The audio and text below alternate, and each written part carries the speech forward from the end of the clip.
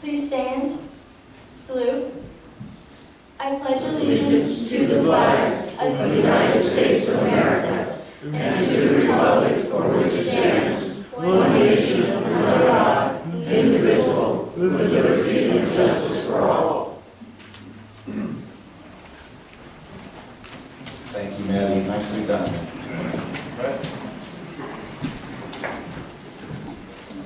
Good evening, gang. Good evening. It's always good to see you guys show up. I see a lot of new faces tonight. You folks, if you want to be on our alert list or email list to come to presentations like this, there's a sheet on the back. So put your email on there and we'll make sure that you're notified. So we're going to go into our call to action tonight. Yep. The remote works. Oop. Smarter than the tool, turn it on. There we go.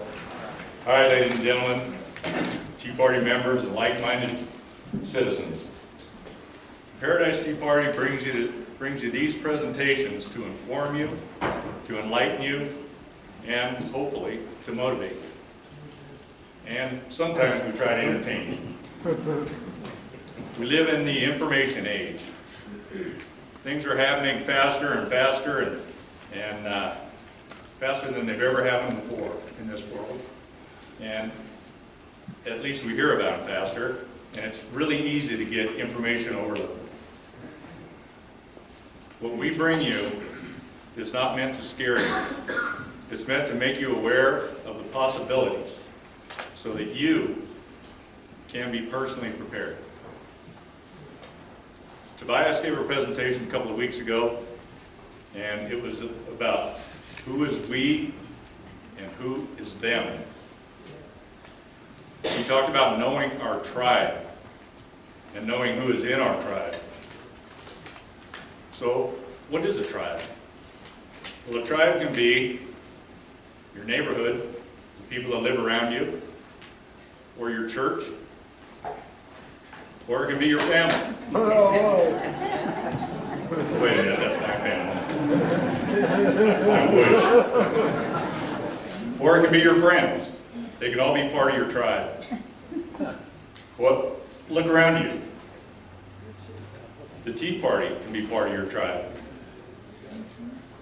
So, Tobias also kind of assured us that we will never be, and your tribe will never include them.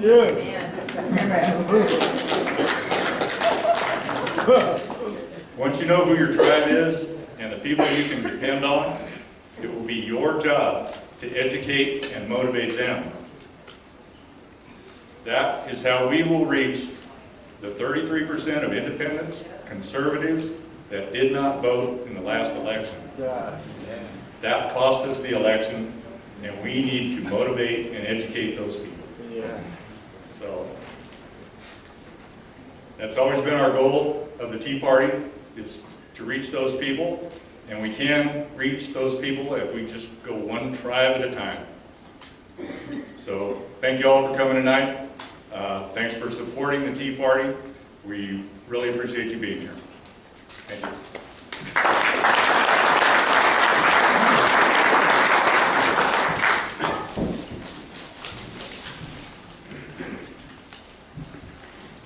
This time I'd like to introduce our speaker. Our speaker tonight is Peter Friedman. Come all the way up from the Bay Area, so we really appreciate that. Peter's been involved with aviation and firearms since 1965. He was employed as a deputy sheriff and pilot in San Bernardino County. He's been a participant in undercover operations with the DoD and FBI for 20 years, targeting sellers of defective aircraft materials to our military. He is also a certified NRA law enforcement firearms and personal protection instructor. And he's got a firearms training website you can reference at www.friedmanhandguntraining.com. Peter's been studying the Quran and the Islamic religion for over 40 years. He frequently lectures to groups in California and has regularly appeared on the Brian Sussman and Barbara Simpson shows on KSFO 560 as well as the Jim Franklin Show on KMJ 580 in Fresno, discussing the threat of Islam to America. He has a website at www.islamthreat.com where you can find most of the source materials to his lectures. Peter?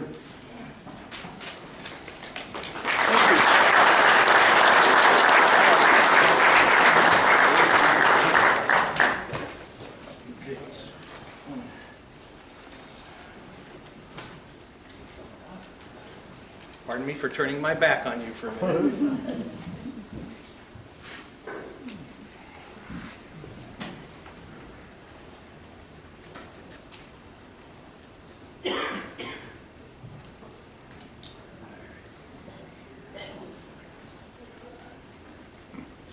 Perfect.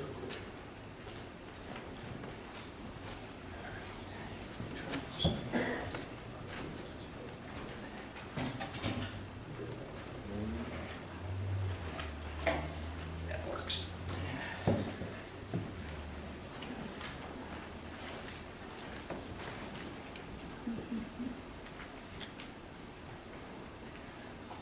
Can everybody see that? Yeah. Good. Okay. Yeah.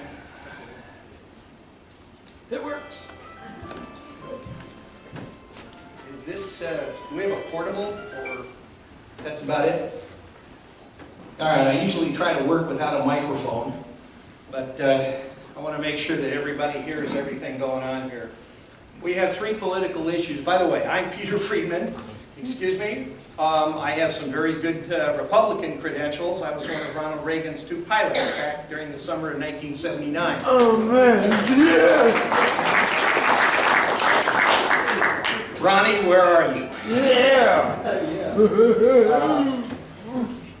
Just a little anecdote first before we jump into some of this stuff here.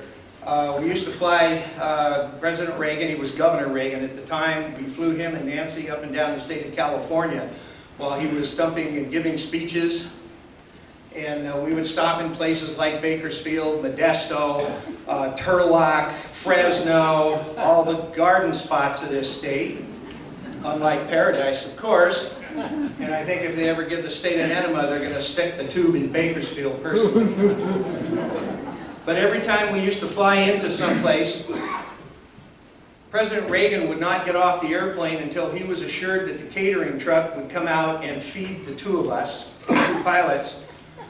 And I always like to think it's because he really cared for us like the good cowboy he was, and he wanted to make sure that his horse was properly fed and watered.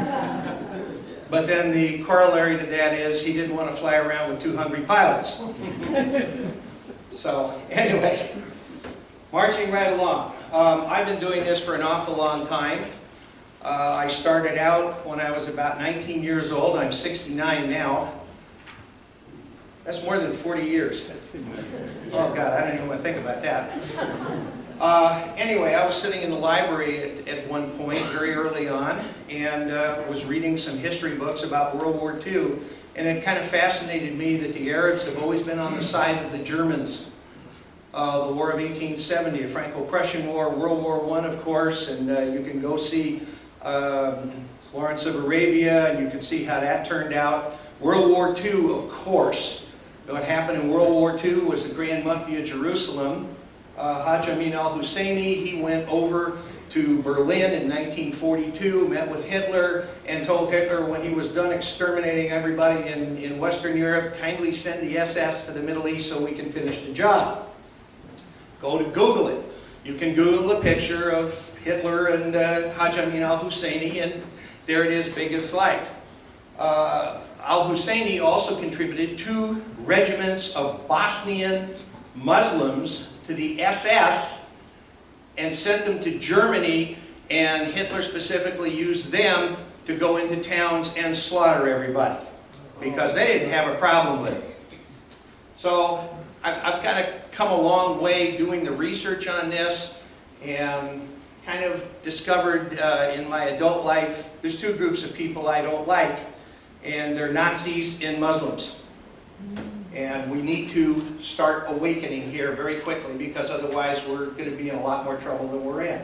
We have three political issues that are going to lead up here to the 2014 election. This is probably the most important election in our lifetimes.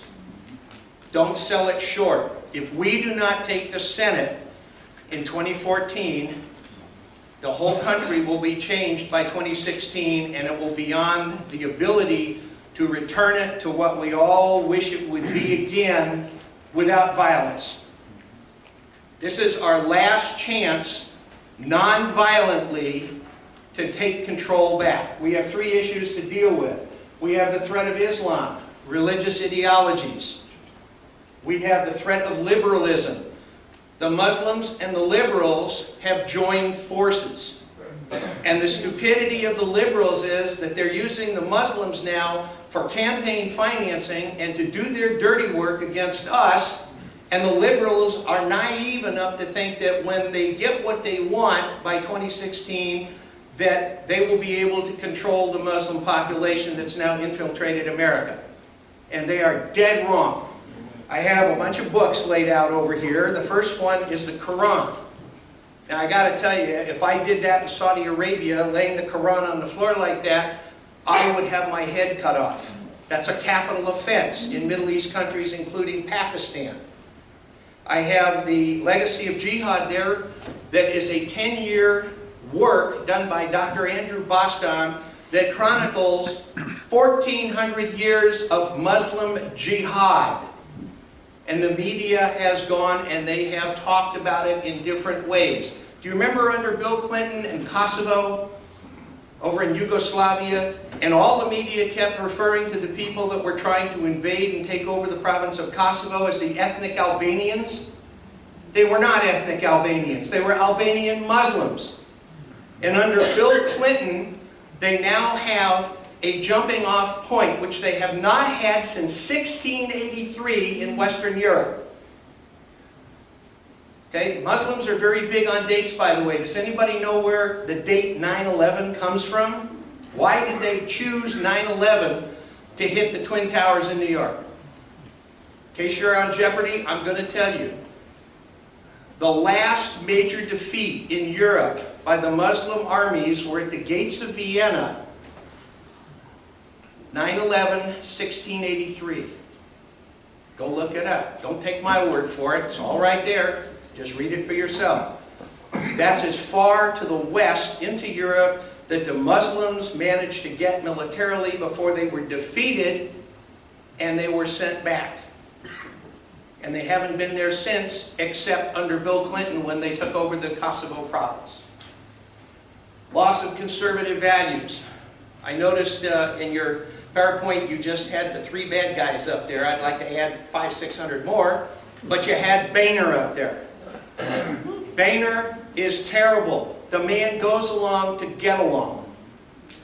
We have to vote for candidates who share conservative values, not just because they have an R after their name. So if you have a town hall, you have the candidates come here, you're going to have to ask them pointed questions. Who have you taken money from? Who do you owe besides the people that you represent?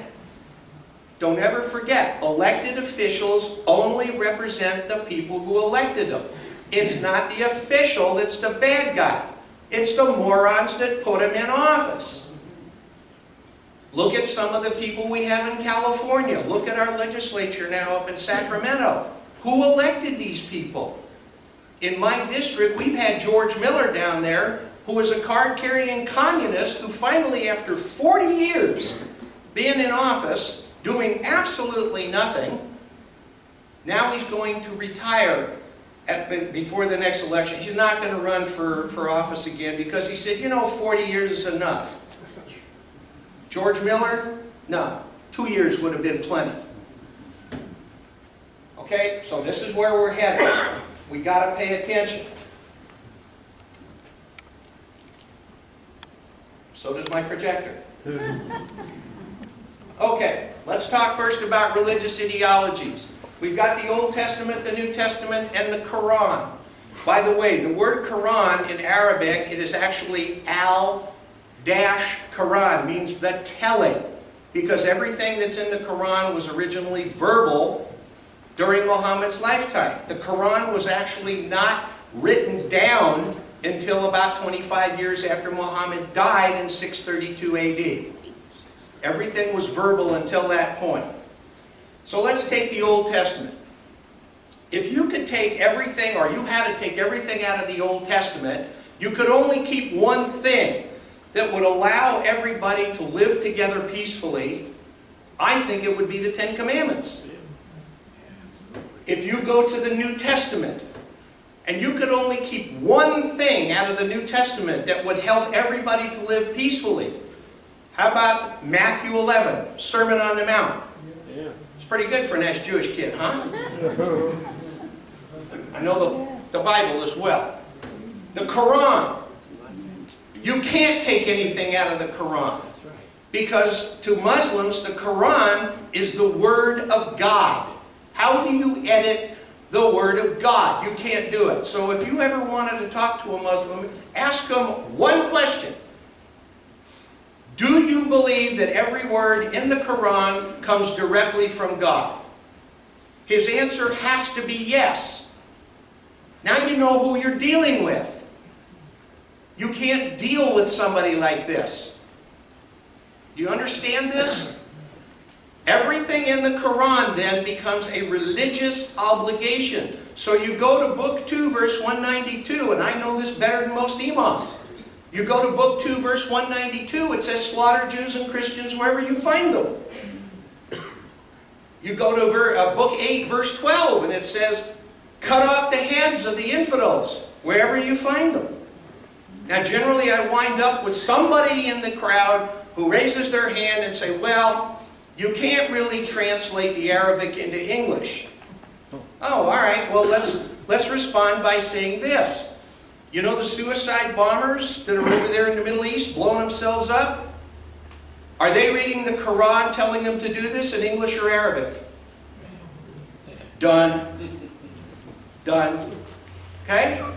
It's nonsense. If you go on my website, islamthreat.com, and I have business cards with the website on it up here in front, you'll discover that the very first English translation was done by a Brit in 1734 named George Sale. Now you would think from 1734 until today, if any Muslims had problems with the English translation, they would have said something.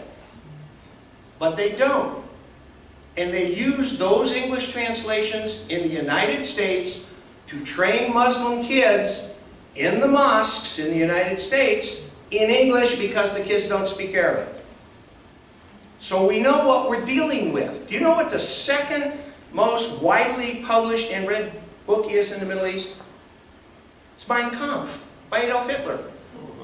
The second most widely published book in the Middle East next to the Quran is Mein Kampf. What else do you need to know? What else do you need to know? Some famous person recently, several months ago, said, what difference does it make now? It is what it is. Oh, wait till you see what I got with Hillary.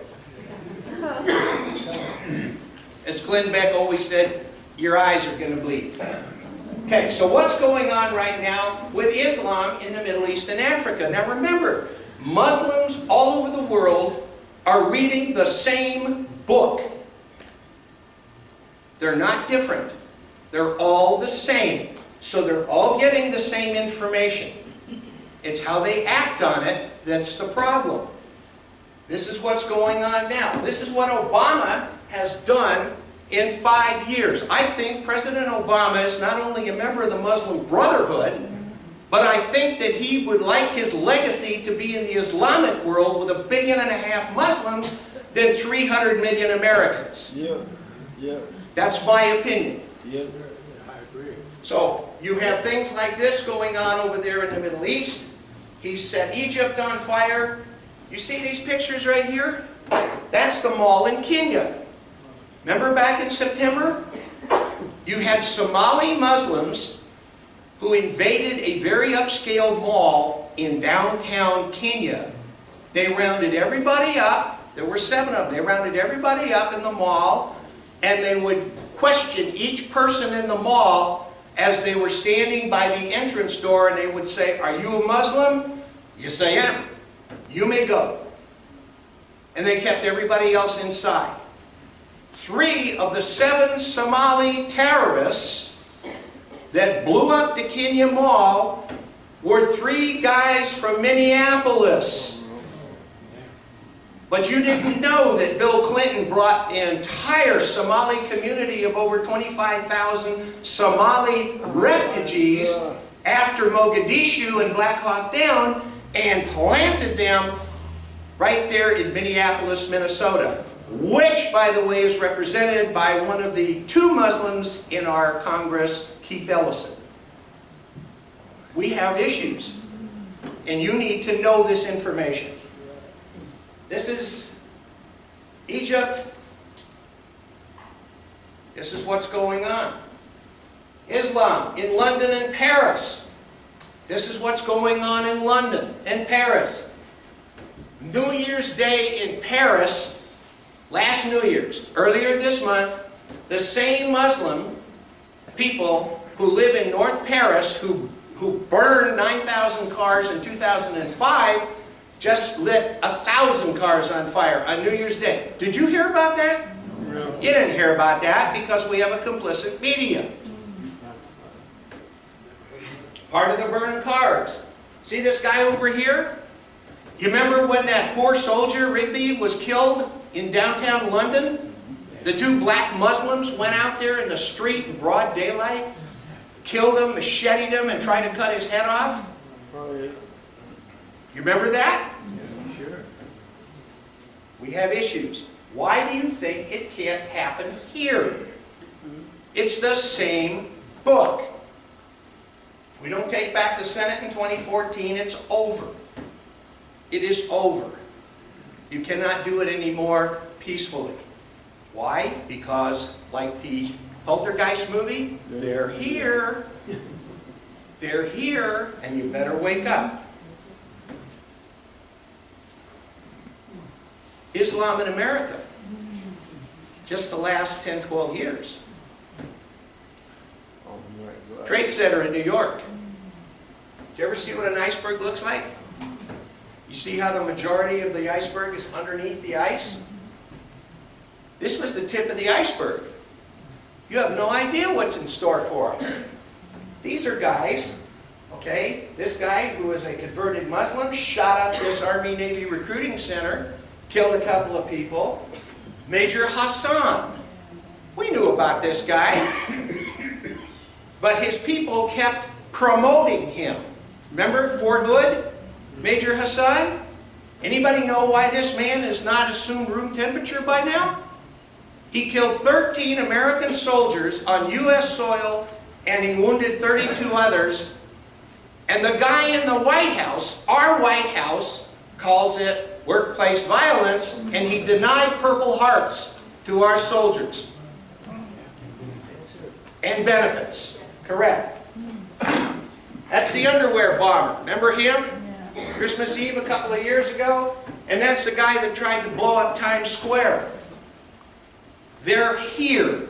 It gets worse. Guys with ties to the Muslim Brotherhood in our government. Arif Allah Khan.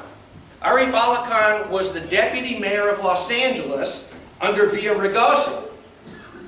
Janet Napolitano recommended Arif Allah Khan to be on the Terrorist Homeland Security Advisory Board to Barack Obama. And that's where he is. Deputy Executive Director for Homeland Security. He's the guy who is principally responsible for making sure that the word Islam doesn't appear in any FBI training materials. That just happened. Under the other guy, Eric Holder. I kind of wonder what his issue is. As long as Holder's there, he's covering the 6 for Obama. We can't get anything through the Justice Department. Every time I salute the flag, and justice for all. Are you serious? Justice for Muslims and Democrats, and the rest of us are screwed. And if you open your mouth, the IRS is going to come down on you. You got this guy, Mohammed El-Biari, Homeland Security Advisory Council. These guys who are part of Muslim Brotherhood and the Council on American Islamic Relations are sitting on our Homeland Security Board with top secret clearances. And you're worried about Snowden? God bless Snowden. We wouldn't know anything about all this stuff if it wasn't for him. Then you got this guy over here, Rashad Hussain, the White House Special Envoy to the Organization of the Islamic Conference. The OIC is composed of 57 Muslim nations in the United Nations, and all they do in the UN that we pay for is bitch at the United States. That's all that goes on there. Get it the hell off American soil and put it in Geneva, for crying out loud. Get it out of New York. Gets worse. Oh my God. This guy, Salam al-Mariani, is the Executive Director of the Muslim Public Affairs Council. The MPC, one of the unindicted co-conspirators about 6 years ago in the Holy Land Charity Money Laundering Foundation that got set up in Virginia that was funneling charitable donations to Al-Qaeda, to Hezbollah, to the Palestinians. Nice guy. He's now part of the Muslim Public Affairs Council. This Imam, Mohammed Maghi, named to the Department of Homeland Security as an advisor, member of the Muslim Brotherhood. Ibu Patel, White House Office of Faith-Based and Neighborhood Partnerships. This is crap. This interfaith nonsense is crap. You cannot have interfaith between Jews and Christians and Muslims, and especially if you're a Hindu. You're not even a person if you're a Hindu. At least with Jews and Christians, the Quran acknowledges the fact that we have some scripture.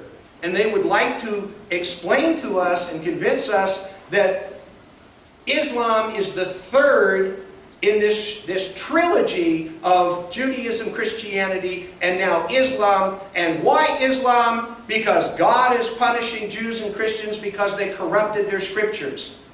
And so God had to come down here through the angel Gabriel and to explain to Muhammad, sitting in the cave, what needed to be done. Now, at first, about 600, he was born in 570. About 600, Muhammad was living in Mecca, and there were 2 Jewish tribes in Mecca, there were Christian groups in Mecca, and the pagan Arabs.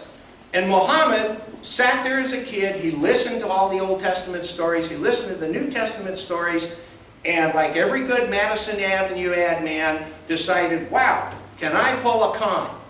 So I'm going to try and convince the Christians that I'm the next Messiah.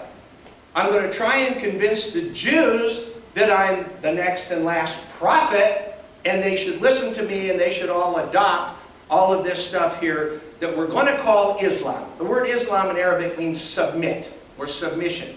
Submission to the will of Allah.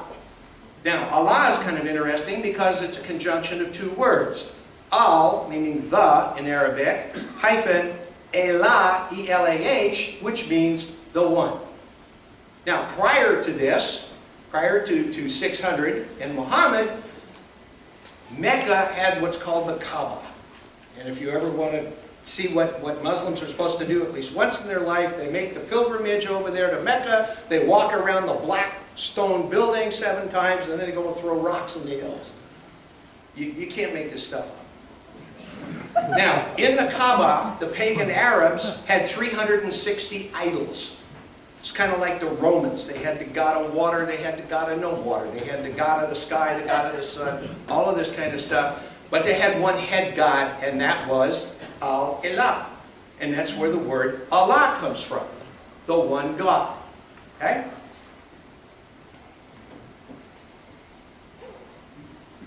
We have Muslims in the government, in our White House. Oh my God. Hillary Clinton, Huma Abedin, Wienergate. I hesitate safe to say she married a wiener. What's the old joke? If Wiener and Eric Holder decided to run as for president and vice president, it would be a wiener holder. Obama and Huma Abedin. Huma Abedin is Muslim Brotherhood. Her mother runs the Muslim Sisterhood in Pakistan. Her brother runs the Muslim Brotherhood group at Oxford in England. The Clintons found her in Saudi Arabia in 1996 and decided that she was such a nice girl, she had very good connections, so they brought her into the White House, gave her a top secret clearance. You see a problem with this? Yeah. Okay? This is her mother. That's her mother in Pakistan who runs the Muslim Sisterhood in Pakistan. Over there, you've got a woman whose name is Dalia Mogin. She used to be the president of ISNA, the Islamic North American Society, which is another unindicted co-conspirator in the Holy Land prosecution. Obama, in January, after he was inaugurated, set her up with an office in our White House in the West Wing as his liaison to the Muslim community. And she's still there. You beginning to connect some dots?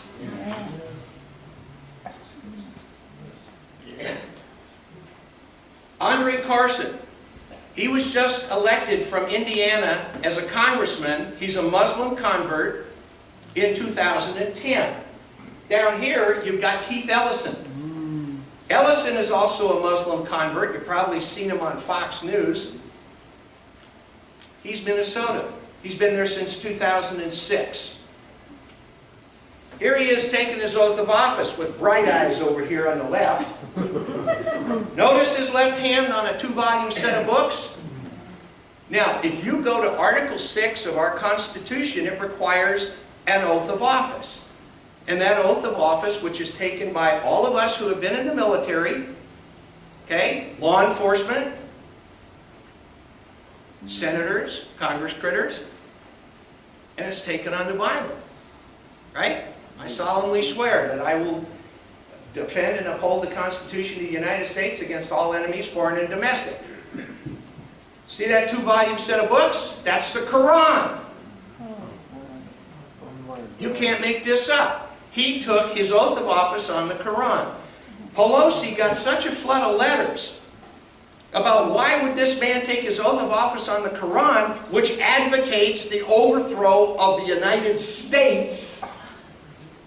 And Pelosi's response was, well, you got to understand where this 2-volume set of books came from. We found it in Thomas Jefferson's library. So they concluded that Thomas Jefferson must have had great respect for Islam. Bull! Now, since 1983, I've been a lecturer in European history at the Carculus Manuscript Library down there in Southern California in Santa Barbara. And in our collection, we have a letter that is dated October 1785 that was written by Thomas Jefferson and James Adams. 1785, 2 years before the Constitutional Convention of 1787. And in that letter that is written to Captain Lamb, who was our ambassador in Tripoli, anybody Marine Corps? The Men's Department of the Navy. I was Navy. I'll be very happy to drive the boat, let you off on a shore under fire, and I'm going back to the big boat. Okay? So here's this letter written in 1785, and all the Marines in this room know what I'm talking about. The Marine hymn, From the Shores of Tripoli. Well, what was going on in Tripoli? The North African Muslims, commonly referred to as the Barbary Pirates, right? Which is where the term barbaric comes from. They were grabbing our ships, our merchant ships and our crews, and they were holding them for ransom. This 3-page letter, by the way, written by Jefferson and Adams, is on my website, islamthreat.com. I have business cards up here with my name on it and the website. Go look it up for yourself. Did anybody ever see the Glenn Beck episode when he was on Fox, where he was talking about Jefferson and the Muslims? Yeah, yeah. Huh? Remember that? Yeah. Just where the info came from. Okay, so here's this 3-page letter, and question number 7. There's 8 questions that Jefferson wants Lamb to ask the Pasha, the head Muslim in Tripoli. Question number 7 is, by what right, okay, do they assume that they can grab Christian powers, okay, and be hostile to Christian powers unless they have effected a treaty? Where is that written down? Jefferson now gets hold of John Adams, and he tells Adams, would you please send me a copy of this book called the Quran? Remember I told you it was originally done by a Brit in 1734? That is a 2-volume set of George Sale's English translation, published in London in 1765. John Adams packed it up, and he sent it to Jefferson, and that's how it got in Jefferson's library. So when you get our leader who stands up on numerous occasions in the last 5 years and said that Islam has always been a part of America's story, he's kind of right. Because the very first war entered into by this country with the Marines and the United States Navy was against the barbary Muslim pirates in 1805. Go look it up. So here is this guy trying to bullshit everybody.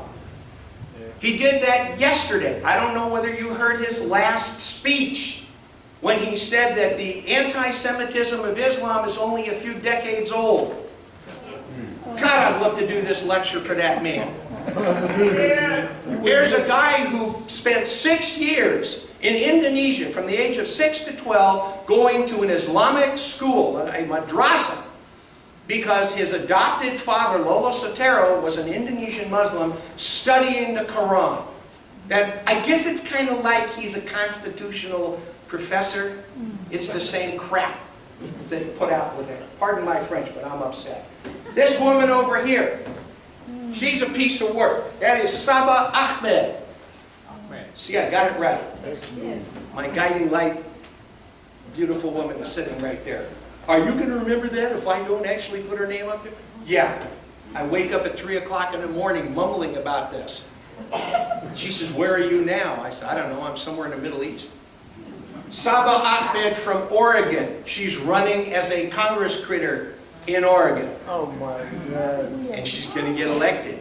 Oh, what? Because she's going to represent this huge Muslim community in Oregon now. Near Portland. We got problems. We got real problems. Our military. This ought to incense every guy who's worn our uniform. This is our military. We have over 15,000 faithful Muslims in our military. That's nuts. That's nuts. They're reading the same book. What happened to the sergeant, what was it, 10 years ago, that threw the hand grenade in Iraq into the tent full of our officers? Anybody know whatever happened to this guy? He's probably sitting in the same motel somewhere with Nidal Hassan from Fort Hood. Our military. Our military. Our military. Major Hassan. Fort Hood. That's what that critter looks like today. Why isn't this guy dead? Why haven't we given him the firing squad? Who are we going to offend? It offends me. It should offend you. It should offend everybody that's worn the uniform in this country. We now have taken, so help me God, out of the oath of office in the military when they graduate. Did you know that? That's because we have a media that doesn't tell you. Oh my God. This is like the Wizard of Oz. Everything you hear on the mainstream media is a diversion. Never mind the guy like the Wizard of Oz behind the curtain. The powerful Oz. You just watch what's going on over here. Everything that you see, except for Fox News, is diversion. It's all diversion. We can't call it Obamacare anymore because it's going down the sewer. So everybody now in the Democrat Party has been told you've got to call it the Patient Protection and Affordable Care Act. And then we'll talk about insurance cancellations in a few minutes. Islamic infiltration in our financial system. Do we have any stockbrokers in here? Yeah, because they're probably broker than most. I always love it when I get a stockbroker in the group and I say, can you please tell us about the Islamic, Dow Jones Islamic Index? And they go, what? Were you aware that there are over 1,000 Islamic index funds on the Dow Jones? Oh my God. They have over $1 trillion invested in our stock market. You want to see the market drop in a hurry? Can't believe that, can you? Do you know that the major stockholders in most of the senior citizen residences in America are held by the Muslim Bank of Bahrain? Didn't know that either, did you? No. You got to do some research. You really got to do some research. These 6 guys here, the usual suspects, those are the 6 members of the Dow Jones Islamic Sharia Finance Advisory Board. Now what you also don't know, you try and figure out how is Al-Qaeda and Hezbollah being funded in the Muslim Brotherhood. Very simple. The Quran says that every Muslim is required annually to donate 2.5% of their wealth or income to Muslim charities. This is the greatest con job you ever saw. It's really brilliant, considering that it goes back 1,400 years and Muhammad figured it out back then. So what happens? These guys set up charities in the Middle East, and they funnel the money paid by Muslims in America from Muslim companies that are controlled by Muslim. For example, Bank of America, Wells Fargo, they all sell Sharia mortgages, and 2.5% of the income that comes from that goes through these guys, and they now fund all of the terrorist organizations using that 2.5%. That's a lot of money. That's a whole lot of money. So what's happening? We're funding terrorism. If you have a 401k account or a brokerage account with investments in it, you ought to call the broker up and say, gee, do you have any Sharia-compliant investments in my portfolio? You might be unpleasantly surprised. Elena Kagan. Oh, I got to tell you about these 2 guys. This guy here who has his one tooth is Mufti, Grand Mufti, which is like an imam in the Sunni religion. He is the Grand Mufti and the Chief Justice of the Pakistan Supreme Court. Taqi Usmani. Taqi Usmani wrote a book. And the book is sitting there, right over there. It's called Islam and Modernism, and it's in a PDF form on my website. So you can read it on the website, you can download it, you can't make this stuff up. And he is very open about what Islam has in store for us. Here's what we need to do. Here's the roadmap for domination. This guy, now this guy's a piece of work. This is Sheikh Talal De Lorenzo. It's like, wait a minute. De Lorenzo? You'd think his name would be Sheikh Talal Muhammad Ahmed. No, De Lorenzo. Well, that's not an Arab's name. No, what is this? Guy was born in Massachusetts. His parents came here to escape the Middle East. They had this guy, nice looking fellow over there, could be anybody's grandfather, and he is probably one of 2 of the main Sharia law advisors and experts in the world, such that he finally had to leave the United States in Massachusetts, and he's relocated to Dubai. Got a little hot for him over here. Now, he was one of the advisors of the Dow Jones Islamic Index. Another little problem with this guy, De Lorenzo, all this is on the website, you can read it for yourself. De Lorenzo was asked, anybody here see the movie Charlie Wilson's War?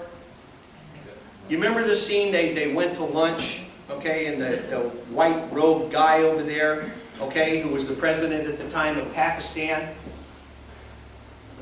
He asked this guy in 1984, would you mind coming over to Pakistan and showing us how to institute Sharia law?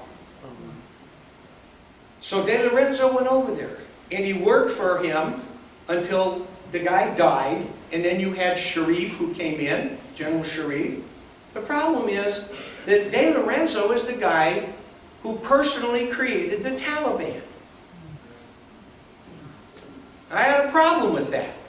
An American citizen goes to Pakistan, creates the Taliban. I've heard that before, let's see. Or as Obama says, the Taliban. Oh, we're fighting them in Afghanistan, aren't we? Those were the guys who protected bin Laden in Afghanistan 12 years ago. You remember that? We tried to convince them to give us bin Laden because we knew that he was being protected by the Taliban over there in Afghanistan. This guy personally went to Afghanistan to intercede with the Taliban so that they would not release bin Laden to us. Okay? Gets worse. Elena Kagan. Elena Kagan. Okay? Elena Kagan, in 2009, was the president of Harvard Law School. Okay? And then as soon as Obama got elected, he tapped her to be Solicitor General, gave her a position in the White House, and we know how this ended. She is now a justice on the Supreme Court. Okay? Elena Kagan, when she was president of Harvard, took $20 million from this guy, Al-Walid bin Talal, who is the nephew of the King of Saudi Arabia. You can see him with Rudy Giuliani back on 9/11, telling him in New York, take your $10 million check and shove it and get out of town. Okay, God bless Giuliani. But Kagan took the money to set up an Islamic studies program at Harvard. Oh my God. Now it gets worse. November 4th, 2008, as president of Harvard Law School, Elena Kagan sponsored a seminar that was called Sharia Finance 101 in our Treasury Department in Washington, D.C., and De Lorenzo was the keynote speaker. The guy who created the Taliban, who we're fighting and dying with in Afghanistan, is the guy that Kagan tapped to be the keynote speaker at the Treasury Department, explaining to everybody what Sharia finance was. Do you see a problem here? Okay. Now, why don't we find out who sat on the Judiciary Committee, the Republicans, who sat on the Judiciary Committee and didn't ask her one stinking question about taking $20 million from the nephew of the King of Saudi Arabia to set up an Islamic studies program at Harvard. Not one single question. But they didn't ask her about something else either. I'll get to that in a second.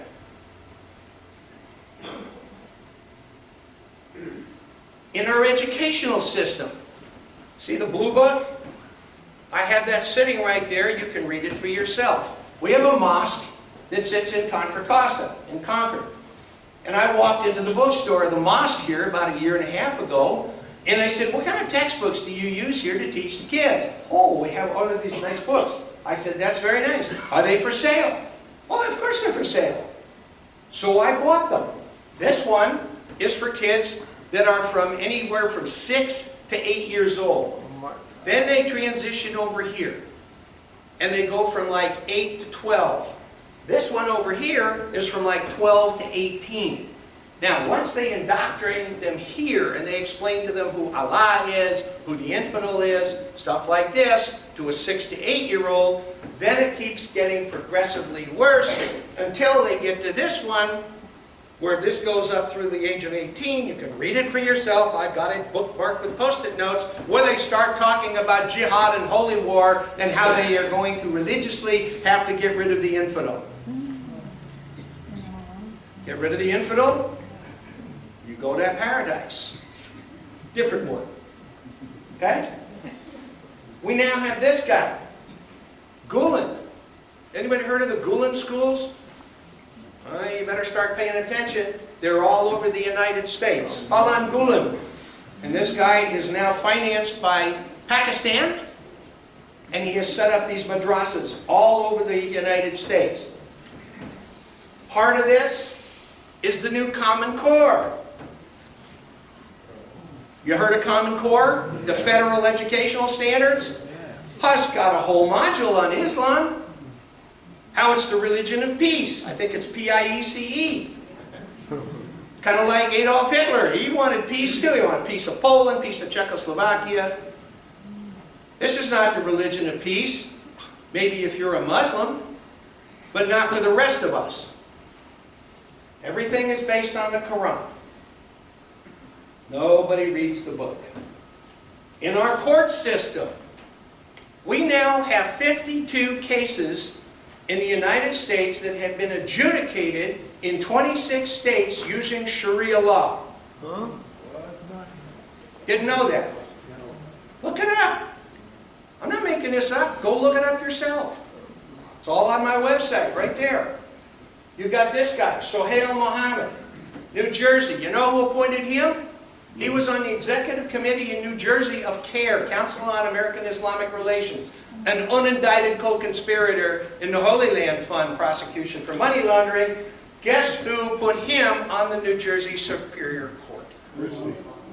Come on, come on. It's all right, you can say it. We're among friends. Chris Christie. The man is a rat. God help us if he gets elected. And the Democrats obviously are doing anything they possibly can to prevent it. You can't make noise if you don't have clean hands.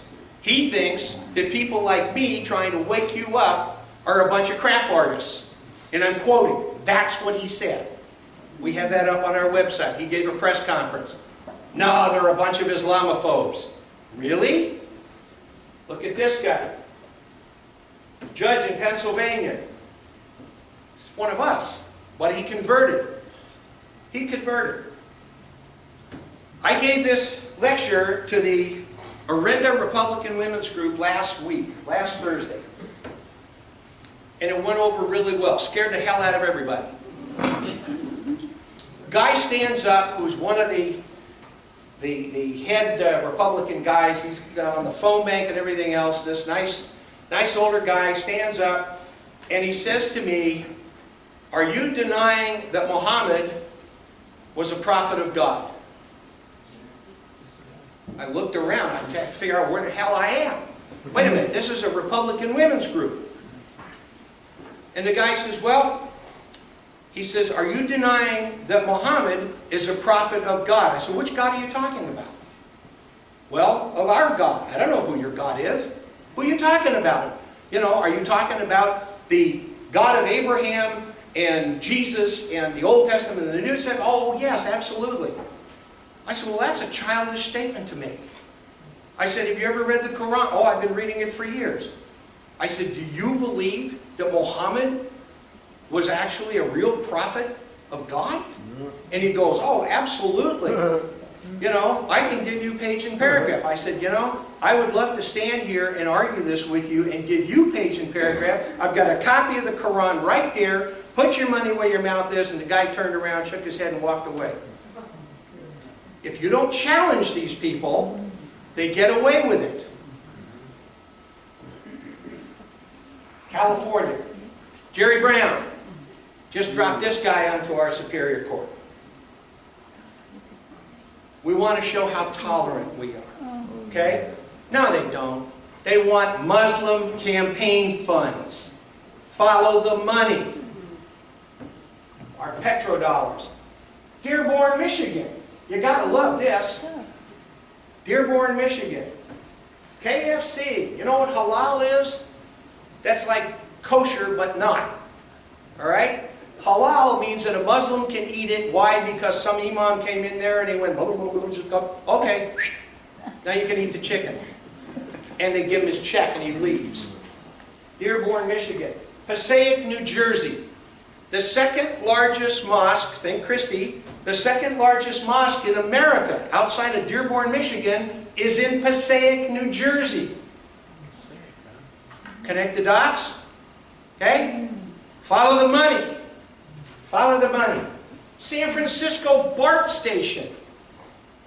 It's all over San Francisco. Okay, that's the land of fruits and nuts. You can sell them anything. Okay?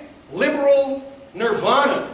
Oh, let's try that. That's something new. Madison Avenue in New York City, last summer, all the Muslims came out to show us their presence, and now every day at 4 o'clock, the fourth prayer of the day, the fifth prayer is at sundown, they come out there on Madison Avenue, they stop traffic, and the New York City cops let them get away with it. Did you hear about that in the media? Yeah. Look at this book out of the UK from the Muslim Students Association. Muslim Students Association has been here in America since 1963.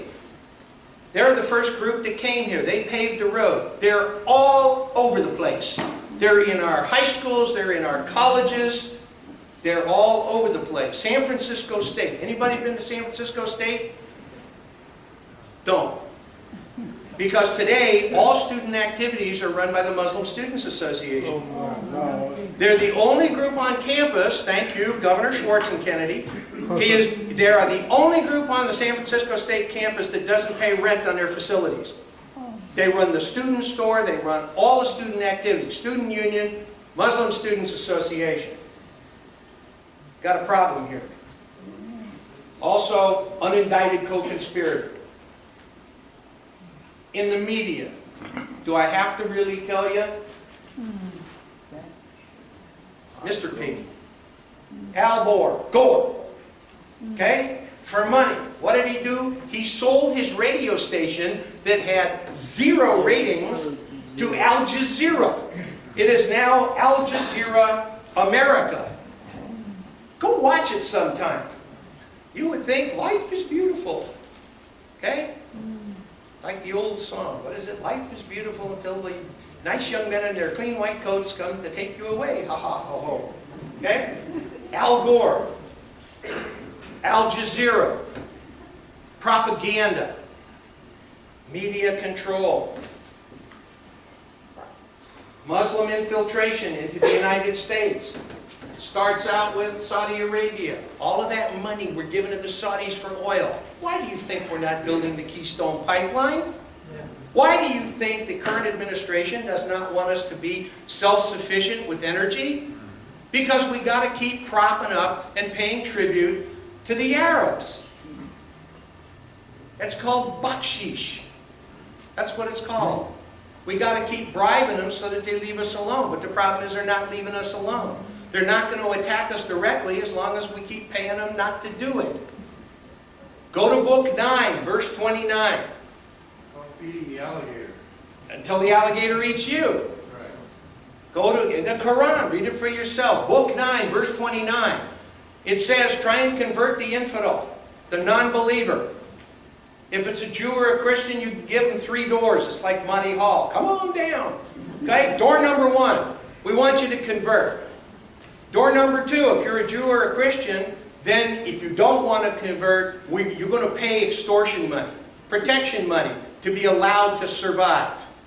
As long as you continue to, it used to be Luigi that showed up to your bakery on Friday afternoon. Now it's Ahmed. Give me the envelope. Sounds like the mafia. Okay?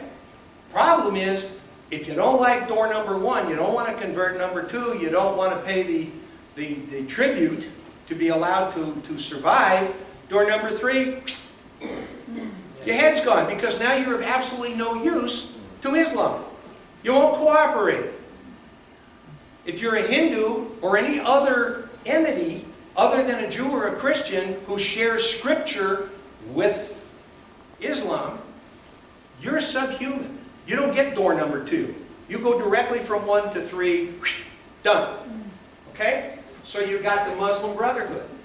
Now, interestingly enough, prior to Obama, we had an ally, Mubarak. Hosni Mubarak, who had controlled Egypt for something like 37 years. You got to know who the Muslim Brotherhood is. They're not secular. Okay? James Clapper, who is the director of our national intelligence, tried to testify in front of Congress and lied the first time. The second time he said, no, we're not, the NSA is not keeping an eye on us. The first time, he tried to tell the Senate committee that now the Muslim Brotherhood is mainly secular now, and they've really disowned violence.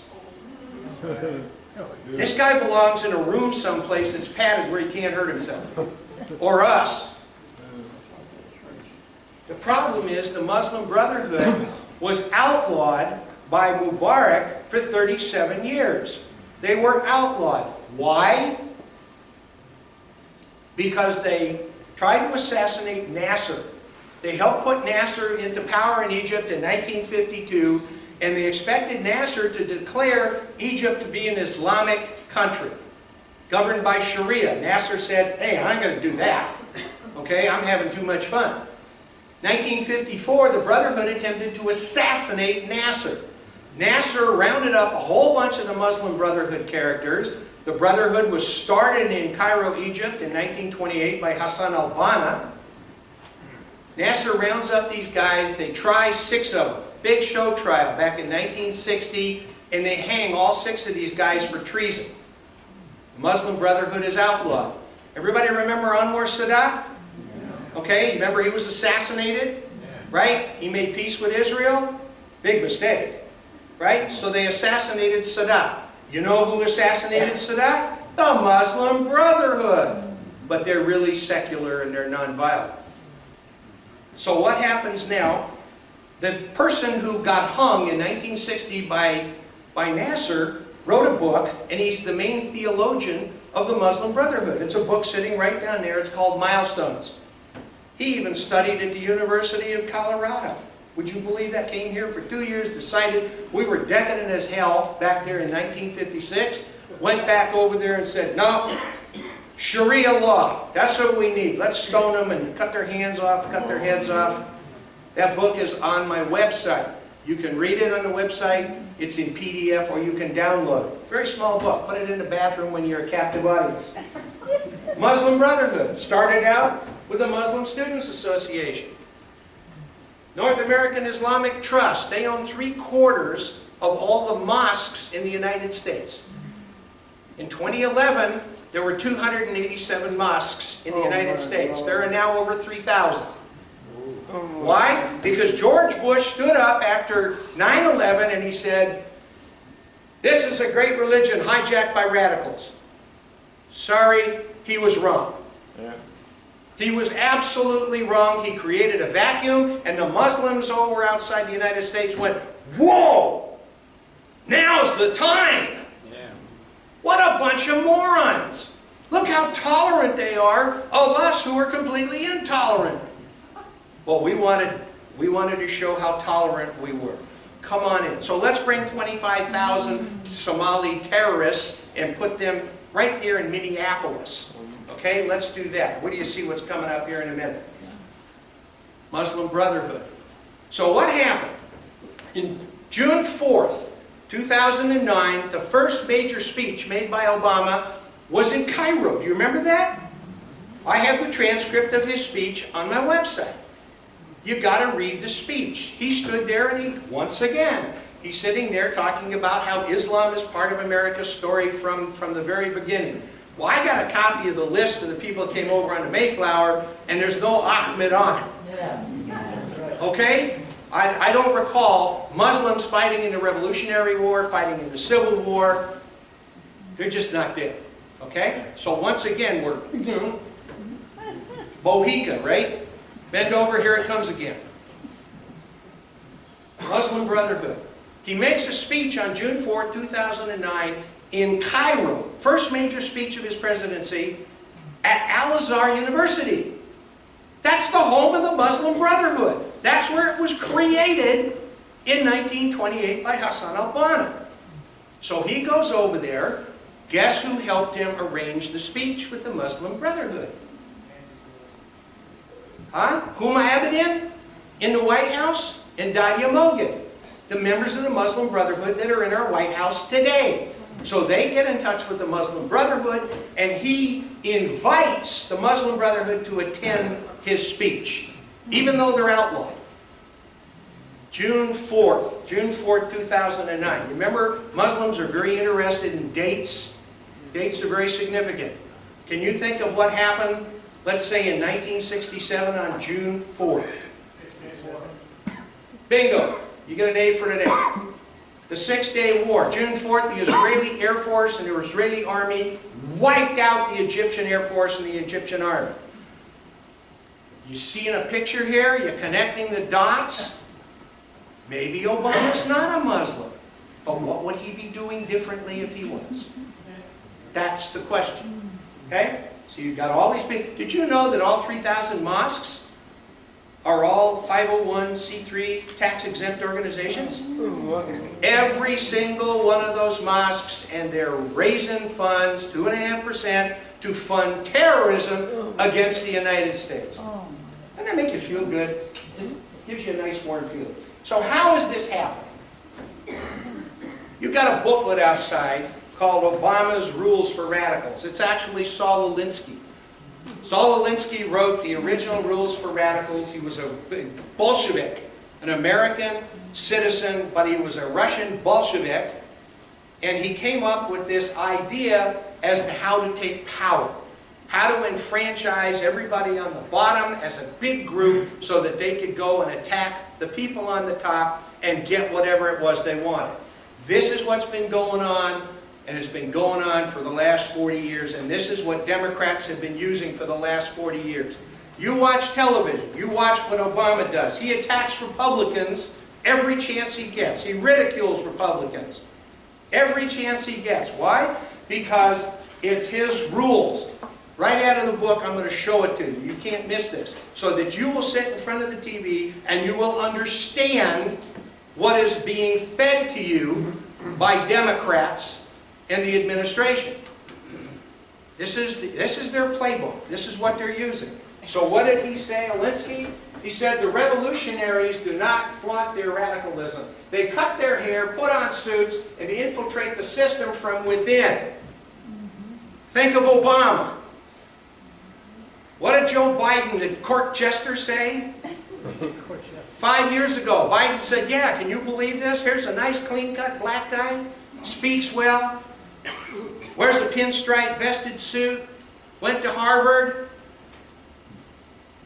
That fits the mold. He wasn't somebody out there who was taking a baseball bat and throwing bricks through windows. Can't get anywhere. Here's a picture of Obama in Chicago about 10 years ago, teaching people in Chicago how to use Alinsky's 12 rules for radicals. Alinsky, in 1972, believe it or not, did an interview with Playboy magazine because he got kind of, you know, celebrity status. So he does this interview. I have a copy of it. I only bought it for the article. 1979, believe it or not, I'm having a conversation with Reagan on the road. And I said, look, have you ever seen Alinsky's Rules for Radicals? And I made a copy of this Playboy article for him, no pictures, and I gave it to him. He read it. Do you remember in the debate, presidential debate with Jimmy Carter, and Reagan turned around and he looked at Carter and he says, there you go again. Saul Alinsky. Saul Alinsky. Reagan read it right in that interview from 1972. Here he is in Chicago teaching people how to extort money from corporations and the government. And this is the guy protecting them. As long as Holder is Attorney General, there will be no justice. There is no equal justice with that guy in there. We got to get rid of him somehow. Recognize her? That's Hillary Clinton. Hillary Rodham. Pardon, Hillary Rodham. Just graduated. Graduated from Wellesley.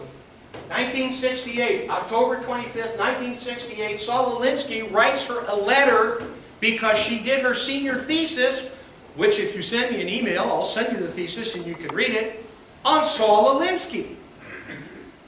Her senior thesis in college was written extolling the virtues and complimenting Saul Alinsky. Alinsky writes her this letter, which is on our website, asking her to please come to Chicago and be an instructor. And this is the what, talk about Benghazi? What difference does it make? Look where they start. Look where they start. I have Michelle Robinson's senior thesis. I have Hillary's senior thesis. I have Elena Kagan's senior thesis, which you'll see in a minute, that she wrote on the benefits of socialism. Now she's a justice on our Supreme Court. That's Elena Kagan. This is her thesis on socialism.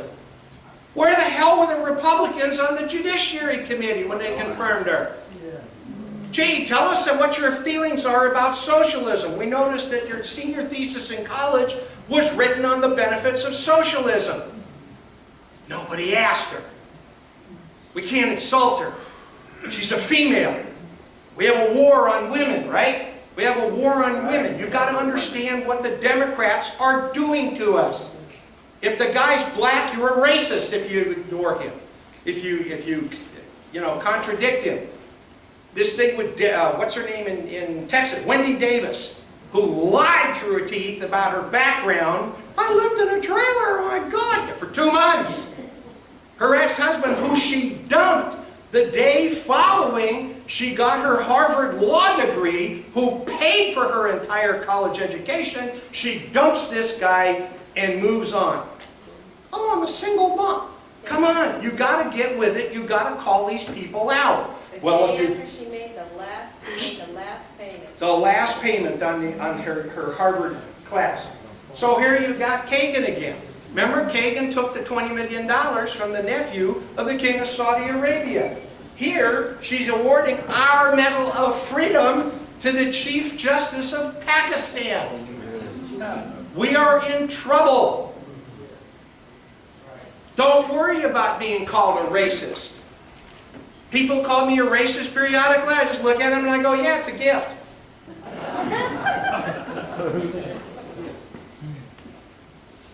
Am I a bigot? Sure I am. I can't tolerate stupid people.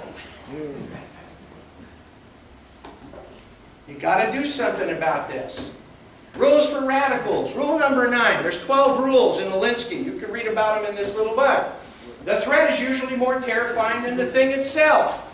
Let's take the Russian Olympics in 2 weeks. Everybody's running around going, oh my God, they're going to attack the Olympics. It'll be Munich 1972 all over again. I'll bet you nothing happens. But I'll bet you they gear up for it. They'll go out there and they'll arrest all the usual suspects and whatever it is. Always remember, rule number 9. The threat is usually more terrifying than the thing itself. Perception is reality. We let them in our country because we're tolerant and they pay us back for that generosity. Gee, who did that? Rule number 6, a good tactic is one your people enjoy. Radical activists enjoy the ones that work and bring results. Chris Christie. Oh, well, wait a minute. His staff over here, somebody did something wrong. He must have known about it. Wait a minute. Hillary had to know about Benghazi. No, oh, no. She's a Democrat. They get a pass. They're Democrats. We expect them to be scumbags. And I'm sorry. I put Democrats and Muslims on the same bench. Why? Because I was around in 1972 for the presidential election between between Richard Nixon and George McGovern. And it was the election of 1972 with George McGovern, who admitted that he was a communist, that turned the Democrat Party hard left, and it's been that way ever since. Go do your own research. Don't take my word for it. The enemy is us. This is how we get paid back. You remember the Russian Tsarnaev brothers? Boston Marathon? Chechen Muslims. Chechnya Muslims. You remember Beslan? The school back there in 2004 that the Chechen Muslims took over and murdered over 300 Russians, including about 200 kids? That sink in? These are the same guys that attacked us in Boston. Here's this picture Here's one of these clowns walking down the street with the white baseball hat turned backwards, pressure cooker on his back. Here's that little 8-year-old boy waiting for his dad to finish the race, and the pressure cooker blew up. I'm surprised we don't have a 10-day waiting period now for pressure cookers. Boston, a guy had his foot completely blown up. The NSA, gee, I don't know, the Russians called us twice. Putin told us, hey, you better watch these two guys. And they blew up the Boston Marathon. Where was the NSA? Where was the FBI? Where was the Department of Homeland Security? And now we have Janet Napolitano, who is the president of the California UC system. Did you know that? Yeah. Making $500,000 of our dollars a year. The woman ought to be in prison. Everybody gets promoted. It's the Peter principle, Dr. Lawrence J. Peter, who said that man rises to the ultimate level of his incompetence. In this case, her. Minneapolis, New Year's Day. Now this is really cool. I'm going to come back to this. Did you know that there was a whole Somali community in Minneapolis? Yeah. It's on Cedar Avenue in downtown Minneapolis. So I'm sitting there on New Year's Day eating popcorn, watching TV, and there's this little 2-minute blurb about, whoa, and along with everything else going on in the world, tremendous fire and explosion on Cedar Avenue in Minneapolis. And they start talking about this, and it didn't ring with me until at the very end, and the news reporter said, yeah, well, you've got a bunch of stores down here. It's a 3-story building. There are apartments above, and there's a mosque in the back. Really? So I started looking into this. And what did I find? There's the fire department in Minneapolis, and they're putting the fire out. 2 days later, the Department of Homeland Security and the FBI came in and demolished the building and destroyed all of the evidence. And the Minneapolis Police and Fire Department, arson people, are furious with the federal government because they wanted to investigate this, and they've done it on their own, and they discovered that there was an Arab guy and a Somali guy. You can go look this up. And a Somali guy who were upstairs in the apartment building building bombs. And they screwed up. Yay. Okay? But we don't want to call this terrorism. No, it was an explosion, and the news media covered it up and said, well, it was probably due to a natural gas explosion, a leak in natural gas. Well, immediately, the CenterPoint Energy Company, who provides all of the natural gas to that area, said, hey, we didn't even have gas hooked up in the building. You connecting dots? Okay? The government is lying to us and covering up. The media is about as corrupt as it could possibly. I'm reminded of Leni Riefenstahl under Hitler back in the 30s. This is what's going on. We have Pravda. The New York Times who comes out with that piece 4 weeks ago that says that Al-Qaeda wasn't involved in Benghazi. The whole Congressional Investigative Committee, Democrats and Republicans, publishes a bipartisan investigative report that says, hell yeah, they were involved. They're trying to clean Hillary. That's what's going on. But then, what difference does it make at this point? Gotta wake up. Wake up the computer. Okay, rule number 8, rules for radicals. Alinsky, keep the pressure on, never let it out.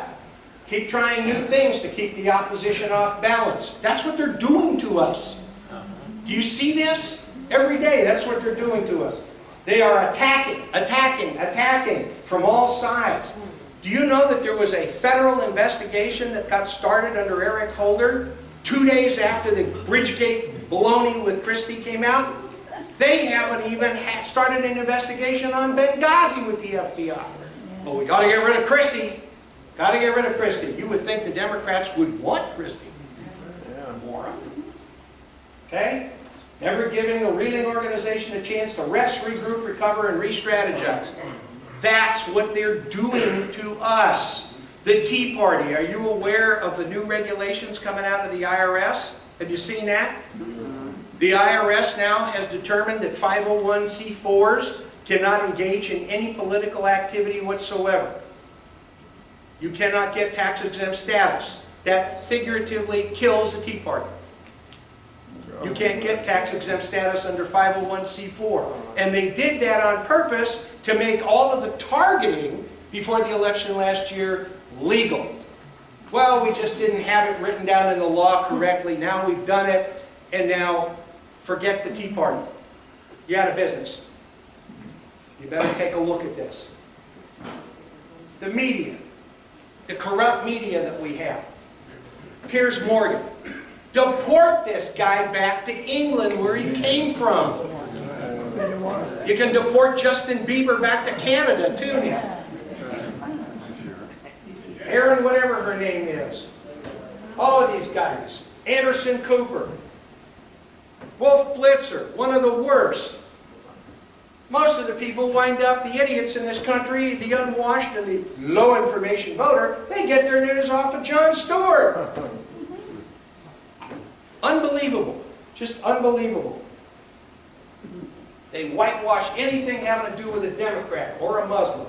Rule 5, ridicule is man's most potent weapon. Ronald Reagan, 1979, debate with Jimmy Carter. There you go again.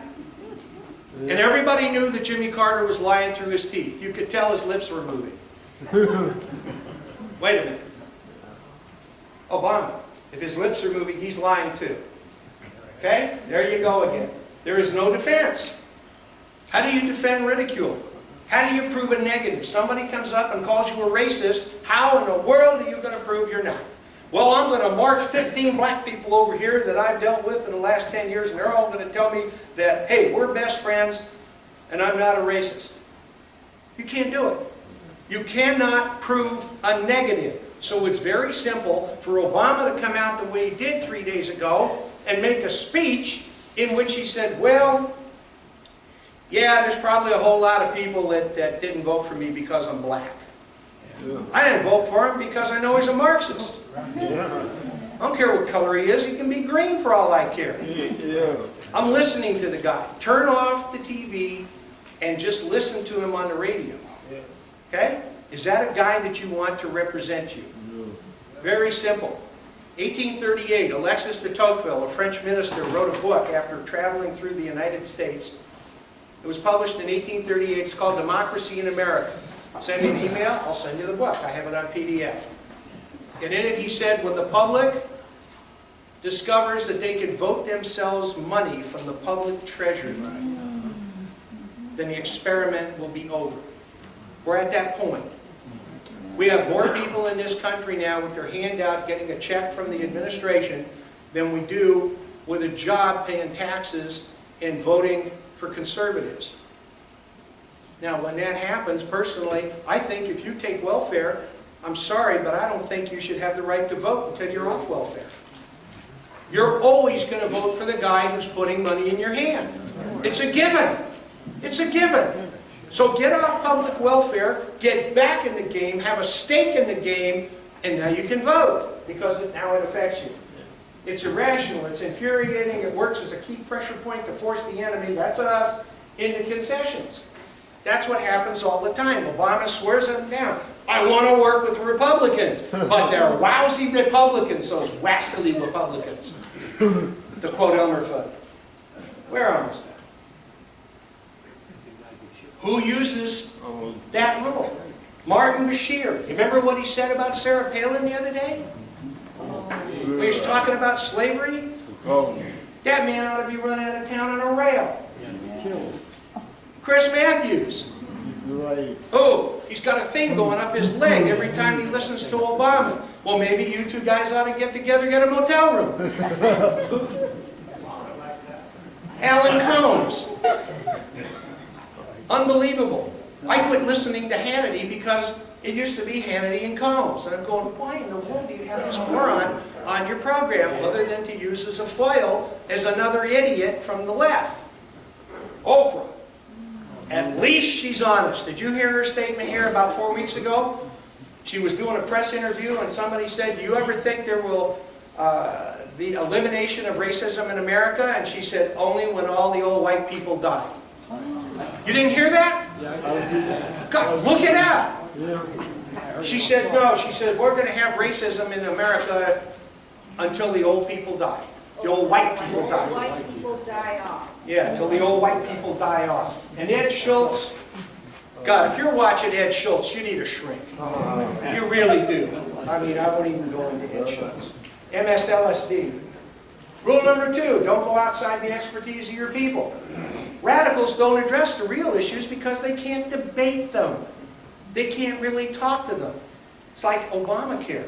What did they do? We've had 2.1 million people sign up. How many of them are paid? Okay, 380,000? Interesting. The rest of them, Medicaid, Medi-Cal. Yeah. Did you see what they just passed, by the way, out of Health and Human Services? They kind of revised Obamacare, the Unaffordable Care Act, by saying that if you qualify for Medi-Cal in California, when you die, they create a lien on your estate as part of the fine print. Yes, as part of the fine print, signing up for Covered California. If you get Medi-Cal, the government can come in there and they can take all that money out of your estate to pay the government back for the health care that you theoretically got. Okay. Read the fine print.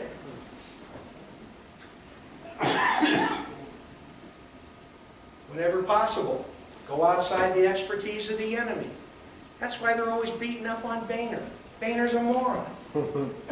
Okay? They beat up on Boehner and Boehner doesn't. They give him stuff to talk about and they no clue what they're talking about. Remember the Romney-Obama debate? Yeah. Okay? Remember when Stepping Awful Stuff was the moderator? That's part of the humor, it's Stepping Awful Stuff. Okay. Remember when he was moderating the debate between Romney and Obama? And they were talking about Benghazi, and Obama was in trouble. Not the one with Candy Crowley, but the one before that. And Obama was in trouble, and all of a sudden Stephanopoulos turns around and he goes, well, Governor Romney, what do you think about abortion in the States? And Romney sat there for a minute like a deer in the headlamps. What? Why are you asking me that question? That's what he said. That's settled off. Why are you asking me that question? We have Roe v. Wade. It's another lecture altogether. He says, why are you asking me that question? Well, I'm curious. No, you weren't. You wanted to change the argument. You wanted to save Obama because he was going down the drain. So what did they do? Go outside the expertise of the enemy. Romney was the enemy. These guys go to school to learn this stuff. Check out the Aspen Institute in Colorado. Rule 12, pick the target, freeze it, personalize it, and polarize it. Do you see people doing this? Chris Christie. What did they do? All of a sudden, you got all of these Democrat mayors coming out of the woodwork. Oh yeah, he tried to stiff-arm me and everything else. And then what happens? They come up with emails 6 months earlier saying, I think Governor Christie's a wonderful governor for New Jersey. Do you understand what's going on? You're being fed this line of crap as a diversion. Oh, Bridgegate, oh my goodness. Nobody died on the bridge because they closed the bridge. Cut off the support network. Isolate the target from sympathy. Don't have any sympathy for Christie and his problem. Go after people, not institutions. You see Obama all the time going after Paul Ryan. Well, we can't do what he wants to. Here's his budget and everything. It's Paul Ryan, it's Paul Ryan, it's Paul Ryan. It's not the Senate Budget Committee. It's not the Congressional Budget Committee. He doesn't want to alienate the entire committee, so he picks out one guy, he picks out the target, freezes it, personalizes it, and then polarizes it and tries to turn everybody against that individual. I can't do what I need to do for everybody in this room because of those rascally Republicans. They thwart me at every instance. And now he came out and he said, look, he says, if I can't get it through the Congress, I have a pen, I have a phone, and I'll just do it by executive fiat. I don't think that's in the Constitution, but who's going to stop me? Direct, personalized criticism and ridicule works. It works, and we have to start doing it. We are bringing a knife to a gunfight. And unless you're within 21 feet of the other guy, you're not going to stick it in him before he gets his shot off. Rules for conservative, Obamacare. That may sink the Democrat Party. That may sink these guys.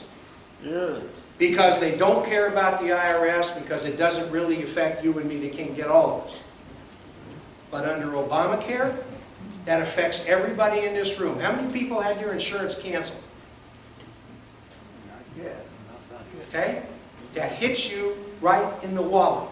Gee, do I want a new iPhone or do I want Obamacare? Do I want to make the mortgage payment on a new BMW or do I want Obamacare? And the way this Ponzi scheme is set up, if you are a family of 4, you've got a $12,000 deductible. Now, your insurance is going to cost you $900 a month. But you're never going to get to use it. Because it's going to cost you $1,000 a month, if you amortize it out, or $12,000 a year, up front before the insurance even takes effect. You see what's going on? You've got to explain this to people. Oh, my premiums went down $100. What's your deductible? Oh, well, that went from $2,000 to $5,000. So the first $5,000 comes out of your pocket before you even get to tap the insurance. It's called bait and switch if it was legal. Freeze it, personalize it, and polarize it. So when you go out and you talk to your neighbors, what you do is you knock on the door and you go, hi, I'm your neighbor. I have a question for you. The neighbor probably says, look, what do you sell? I'm not selling anything. I'm your neighbor. I just want to ask you if you have the same opinion about something that I do. What's that? Well, did you get your insurance canceled? If you're over 65, were you aware that Obama, to fund part of Obamacare, took $718 billion out of Medicare? Did you know that? Where's the money? The whole thing's a Ponzi scheme, and it's going down the toilet. But how many people are going to wind up, as of January 1st, uninsured and are going to drop dead because they're not in the system anymore? Every time you talk to somebody, you've got to just keep bringing up Obamacare. Make the enemy live up to its own book of rules. Obamacare. That's the mantra for 2014. We can kill them this because nobody can possibly obey all of their rules. The attacked entity's very credibility and reputation at stake, because if we catch it lying or not living up to its commitments, you can keep your insurance if you like it. You can keep your doctor. That's abject falsehood. The President of the United States lied 36 times. And they knew it. Well, that I can document. And they, on Obamacare, you can keep your doctor, you can keep your policy. And they knew in September of 2010, in the Federal Register, it's page 34552 of the Federal Register in 2010, they knew that all these policies would be canceled. They knew that.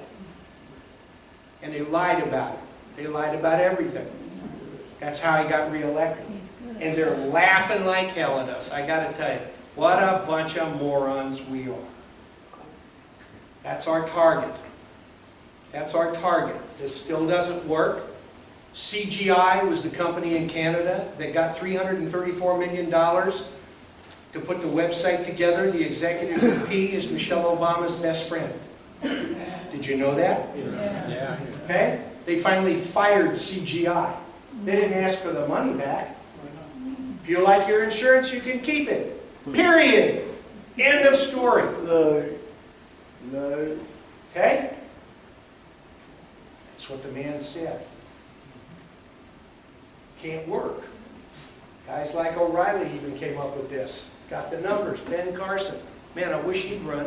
I would rather see him be the Surgeon General of the United States or the head of Health and Human Services.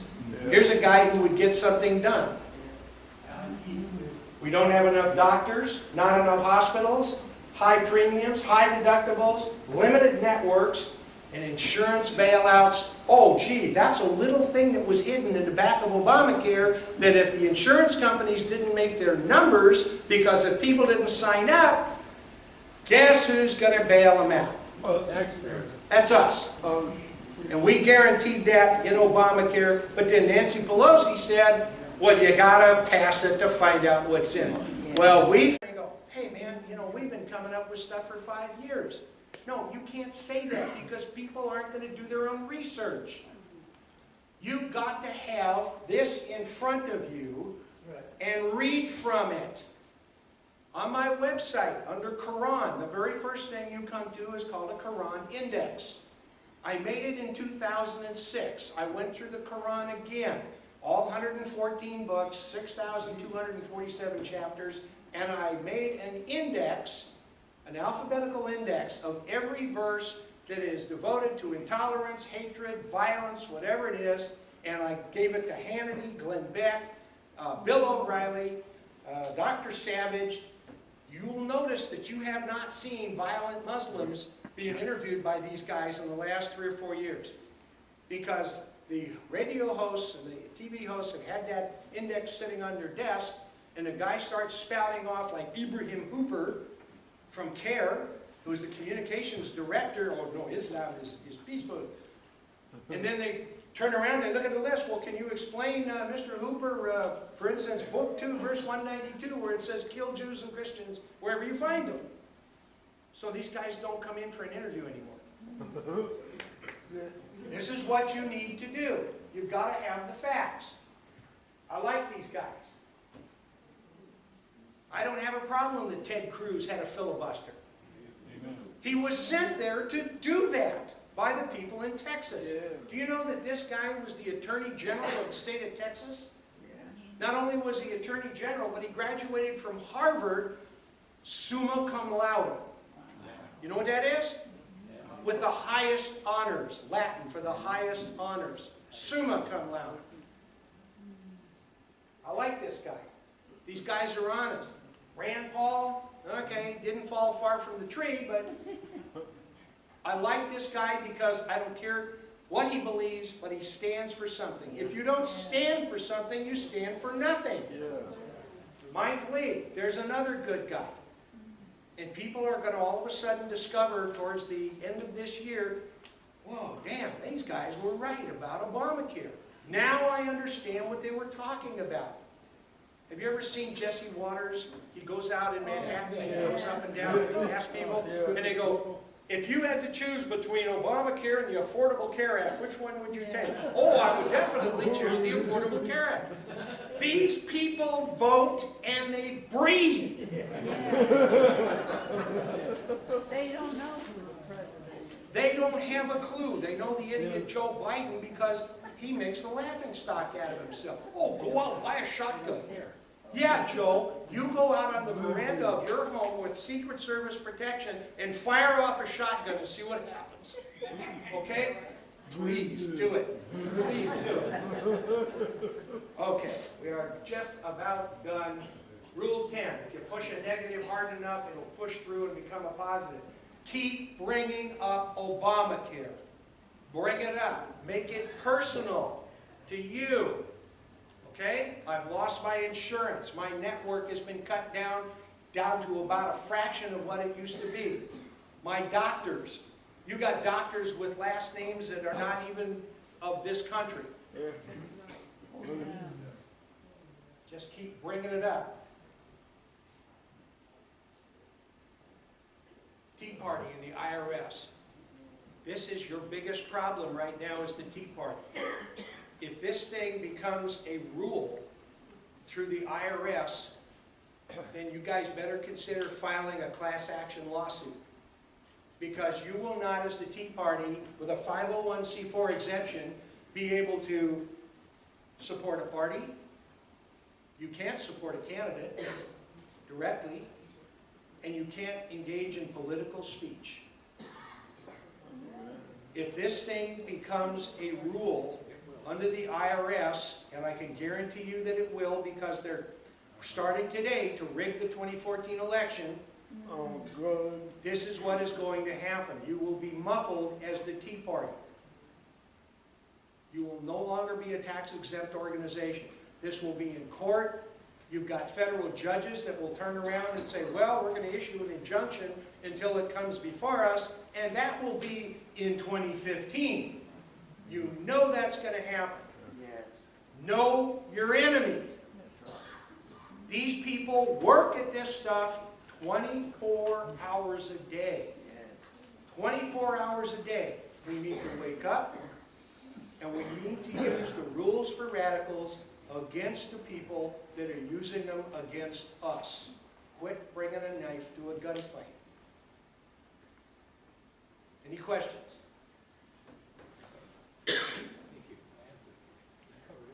Man in the back. Could you explain more about Sharia law, what it is? Sharia law comes directly out of the Quran, and it is Islamic law. You have to understand that there is no separation under Islam of church and state. The church is the state is the church.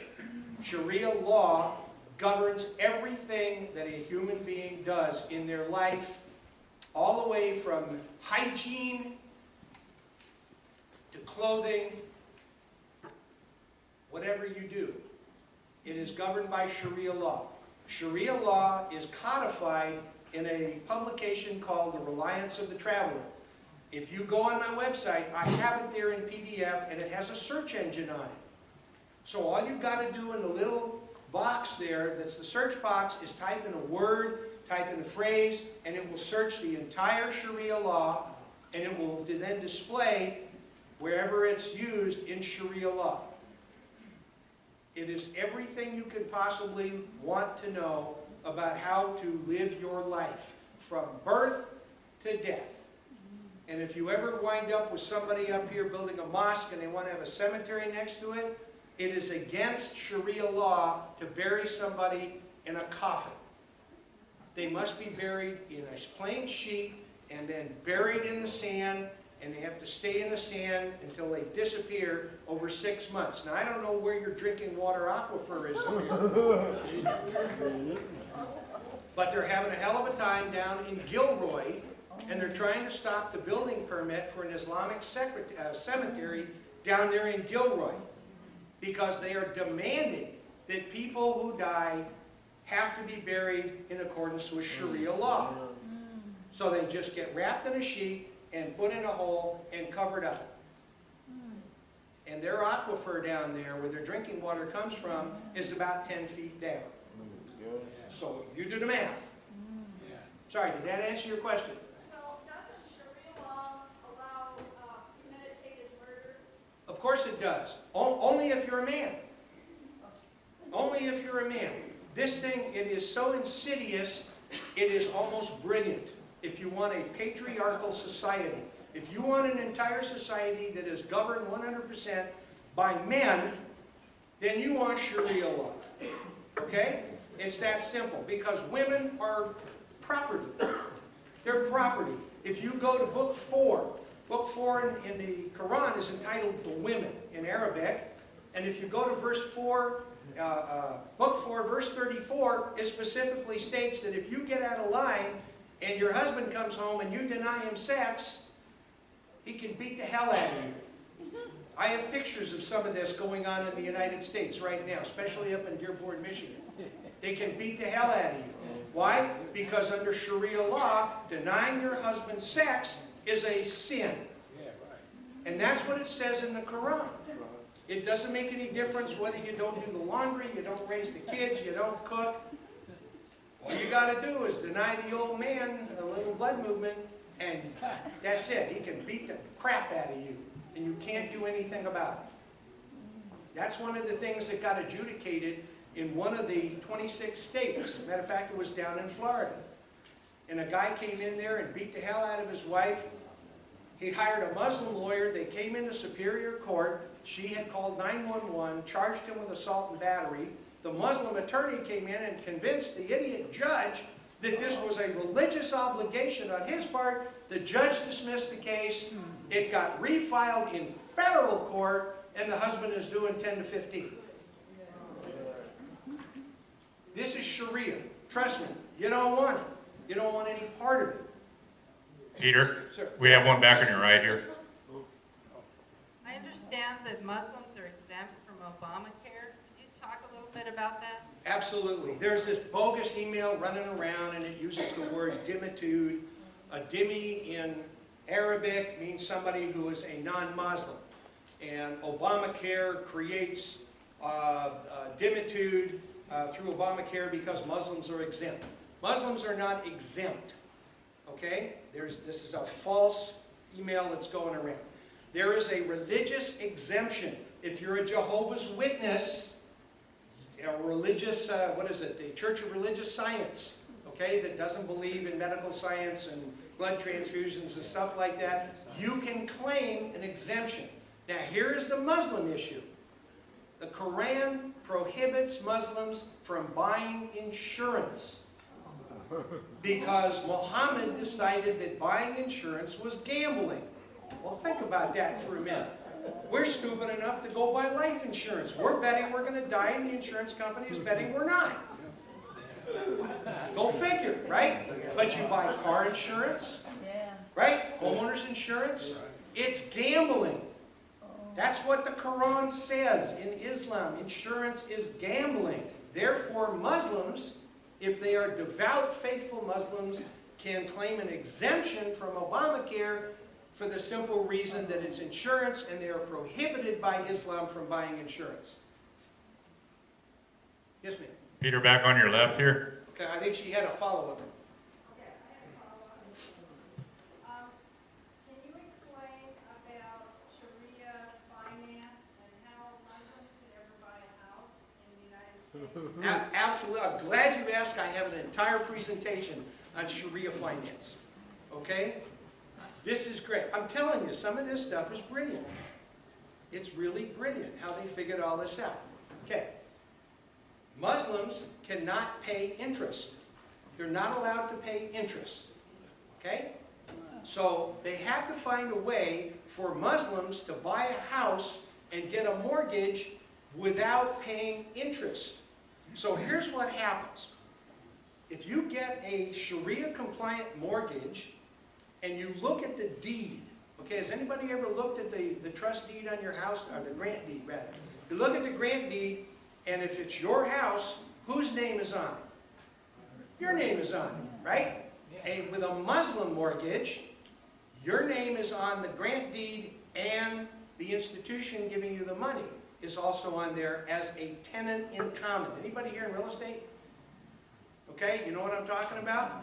On a Muslim grant deed, the bank is on there as a tenant in common and a partner with you in purchasing the house. Well, they don't call it interest. They call it profit. So what they do is the bank says, well, tell you what, you got a rounding figures here. You got a $100,000 house, you're going to put 10 grand up. Okay, the bank's going to put up 90. So now you own a 10% interest in the property, the bank owns 90% in the property, and every year, at the end of the year, you get more ownership as a percentage, okay? Until whatever the term happens to be, 20 years, at the end of 20 years, you give the bank $1, and now their name comes off the deed, you own it 100%. Well, what the bank does when you go in there, all right, let's say 4% a year. So you're going to pay roughly $80,000 in interest, right? It's not interest. It's called profit on a Muslim mortgage. They fool Allah. Allah doesn't know this, so we're going to fool Allah. Okay? We're going to call that interest profit. So they take the $90,000, they add the $80,000 up front, payable monthly, right? And that becomes profit. Oh, now we're in keeping with the Quran. It's bait and switch. It's a shell game. That's all. But Allah doesn't know about it. Back on your left here, Peter. Yes, ma'am. Can you tell us what it means when I heard that there are no-go areas in America that are governed by Sharia law and other, and number two, how come they pick the Hindus? Why are the Hindus more evil than everybody else? Well, the Hindus are not evil. They're just subhumans. The Hindus do not have a scripture. They're not part of the Abrahamic faiths, Judaism and Christianity. Okay? Therefore, Hindus who have no religious scripture, they don't have a book that they can point to, then they don't count. They don't get door number 2. You can't pay to stay alive as a Hindu. You either convert or... Your other question was? Oh, no-go zones. The no-go zones are mainly in Dearborn, Michigan. The chief of police is a Muslim. The city council is Muslim. You saw the pictures up here. I wouldn't go to Dearborn. It's done. Stick a fork in it. It's done. Okay? There's several other ones. For example, the Somali district in Minnesota, in Minneapolis. You don't want to be found down there because what is happening if you're a white woman, you got a bunch of Muslim teenagers that are going to gang rape you. It's been going on in the Scandinavian countries now for 10 years. And they use Sharia law. And they govern everything by Sharia law. In England now, you actually have Sharia courts. England is done. Stick a fork in it. They're done. France, pushing back a little bit. France has got a problem because of Algeria. All right, the Algerian Muslims, when they gained independence from France, they all decided that they were going to move to France because France needed cheap labor. We're doing the same thing. Fortunately, the people coming across the southern border basically are not Muslim. Did that answer your question? Sir? Yeah, hi.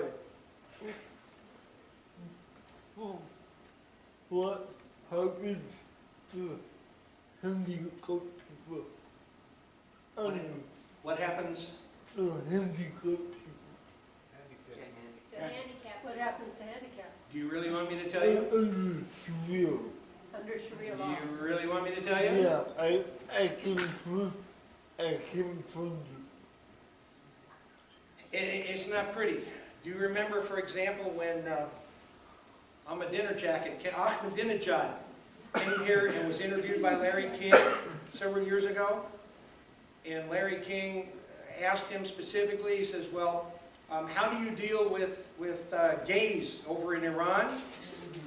And he said, we don't have any. Yeah, we don't have any. Yeah, but I'm handicapped. I'm not gay. I'm not. Under Sharia, Yeah. they would be very compassionate. They would look at your quality of life. And if they determined that you didn't have any quality of life, they would be very compassionate, yes.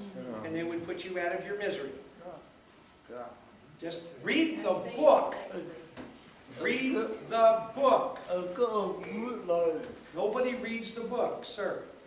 I just wanted to say that last night I ran every scenario I could on Obamacare, and there was no way you could put your kids, your children, or under 25 on anything other than Medi-Cal.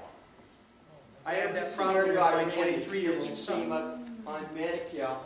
Try to get your kid, try to find a doctor that wants to see your child, you know, that accepts Medi-Cal. It's just, you know, the parents were on Obamacare, but the children were on Medi-Cal. Every scenario. That is for you to tell your neighbors Yeah. when you go I door just to found door. Okay, I'm serious, because Yeah. I do a lot of this kind of training. We do role playing about how to tell your neighbors what you need to tell in order to vote correctly. That is absolutely perfect. You should talk to everybody else here. The other thing you said, the $12,000 deductible.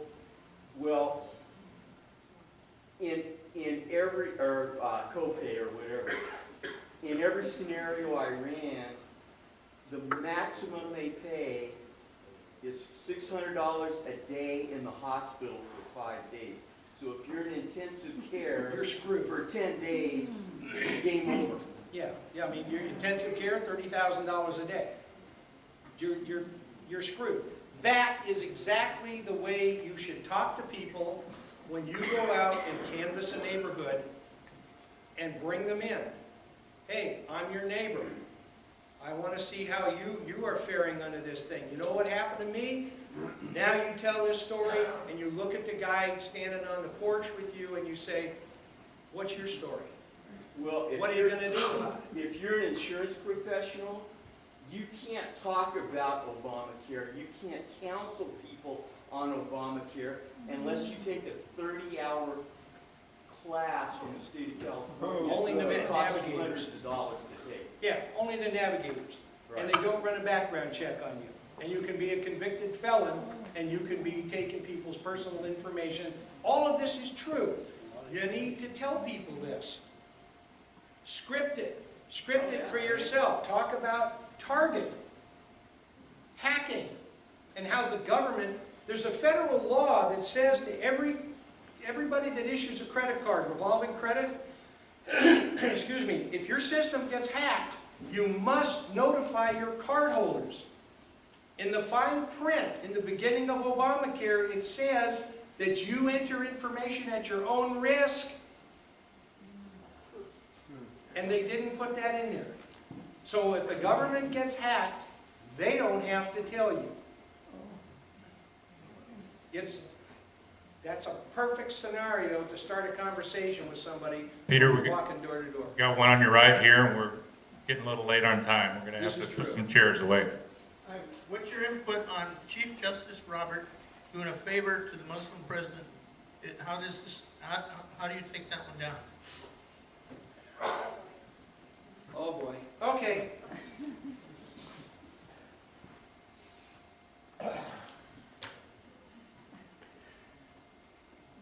Roberts, several years ago, was trying to... Into the mic. Okay, Roberts is trying to be a little bit quieter.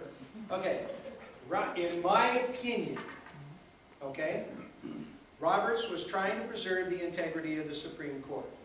Roberts was stuck in the middle, 4-4. Okay, we knew how these left-wing people were going to vote on the mandate, and we knew how the other people, the conservatives, were going to vote. And Roberts had to make a decision, and the decision was very interesting if you study the law the way I do. Okay? Take the emotion out of it, and take a look at what he was given, and what was more important to him and the court was to give the liberals the easy one in the short term and preserve the long term for us with our votes.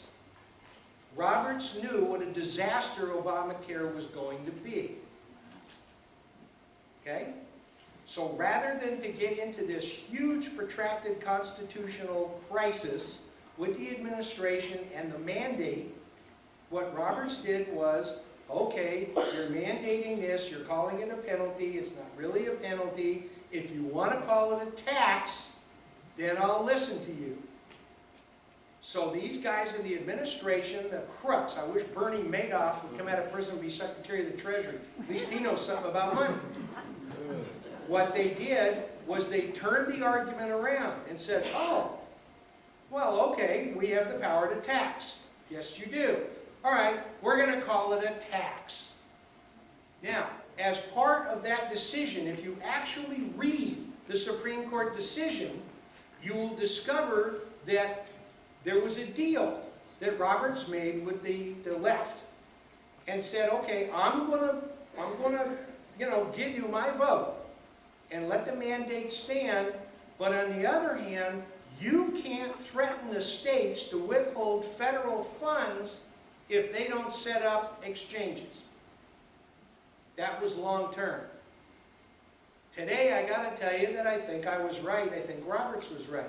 At the time, he preserved the integrity of the court, and now we're discovering what he actually meant when he said, no, this is a law, this is legislation, and it's up to the voters to vote correctly for what they actually want, not for the court to make law. And that's why Obamacare is doing a death dance right now, and it's going down the drain.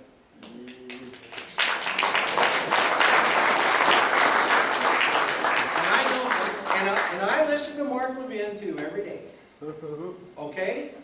But there's short term and there's long term. And what he was thinking about, which has now come to pass, what, 3 years later? It's up to us. We can kill it. If we take the Senate in 2014, we can kill it. And it will scare the hell out of Obama, because if we have the Senate, in theory, there could be articles of impeachment. Yeah! Okay? We get rid of Harry Reid. Yeah! One more. Anybody? One more. Ma'am. Okay, this is like a You're killing me major here. overall. One This more. guy's begging. Oh, I'm sorry. I didn't. Okay, two We're more. turning the lights out in 3 minutes. Go ahead. I wanted to ask a question about voting. We have to vote, but how do you secure the ballot box? You get out Because there. everybody talks about voting, but who counts the votes and how do you know they're counted? Oh, well, in 2012, they were counted by a Spanish company named Seidel. Yeah, I know, that's what I'm Yeah. saying. So we get all the votes out, how do you know they're counted? So we don't know. You got to keep an eye out. Ooh. You have to be poll workers. You got to be poll workers. You got to be precinct watchers. If all of these people know that you're paying attention, you are entitled in the state of California to be in the room when they count the votes at the Registrar of Voters. Did you know that? Yes, you can be in the room by law. Be in the room. One last question. Okay, overall question. Okay, the Bible says there is a one world government coming, a one world money system, and a one world religion. So can we safely assume the one world religion is the Islam faith? Can we safely assume that because their religion is their government, that that's going to be the government? And what should we do if it's already been prophesied that all this is going to come about? What can we really do to not have that prophecy, those prophecies come about? Because it's all happening. It's happening. Put it off 100 years. I am reminded of a wonderful man named Charlton Heston, who once said, "They will have to pry it from my cold dead hands." I am presenting the option in 2014 for us to change this direction peacefully.